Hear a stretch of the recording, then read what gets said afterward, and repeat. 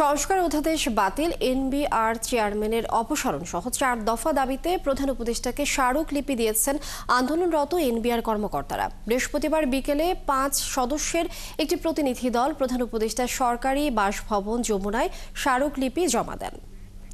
স্মারকলিপি গ্রহণ করেন সহকারী একান্ত সচিব সাব্বির আহমদ। এনবিআর কর্মকর্তারা এসব তথ্য নিশ্চিত করেছেন। পূর্ব ঘোষিত কর্মসূচি অনুযায়ী স্মারকলিপি দেয় এনবিআর সংস্কার ঐক্য পরিষদ। এছাড়া দিনভর এনবিআর চেয়ারম্যান আব্দুর রহমান খানকে লাগাতার অসহযোগিতা ও অবস্থান কর্মসূচিও পালন করেন কর্মকর্তা কর্মচারীরা। আন্দোলনের মুখে দুদিন ধরে আগারগাঁওয়ের রাজস্ব ভবনে আসেননি চেয়ারম্যান আব্দুর রহমান খান। কর্মকর্তাদের দাবি, সংস্কার পরামর্শ কমিটির প্রতিবেদন প্রকাশ করতে হবে।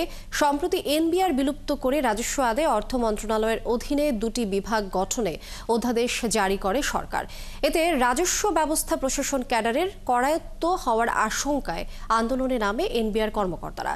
দক্ষতা ও অভিজ্ঞতা নির্ভর রাজস্ব ব্যবস্থা গড়ে তুলতে সব পক্ষকে নিয়ে যৌক্তিক সংস্কারের দাবি জানান তারা।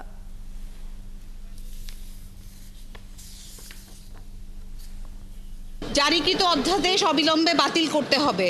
অবিলম্বে জাতীয় রাজস্ব বোর্ডের চেয়ারম্যানকে অপসারণ করতে হবে। রাজস্ব সংস্কার বিষয়ক পরামর্শ কমিটির সুপারিশ জনসাধারণের জন্য ওয়েবসাইটে প্রকাশ করতে হবে এবং জাতীয় রাজস্ব বোর্ড কর্তৃক প্রস্তাবিত খসড়া এবং পরামর্শ কমিটির সুপারিশ আলোচনা পর্যালোচনাপূর্বক প্রত্যাশী সংস্থাসমূহ, ব্যবসায়ী সংগঠন, সুশীল সমাজ, রাজনৈতিক নেতৃত্ব সহ আমাদের যে আয়কর আইনজীবী আছেন, যে সকল অংশীজন আছেন, সবার মতামত নিয়ে উপযুক্ত ও টেকসই রাজস্ব সংস্কার নিশ্চিত করতে হবে।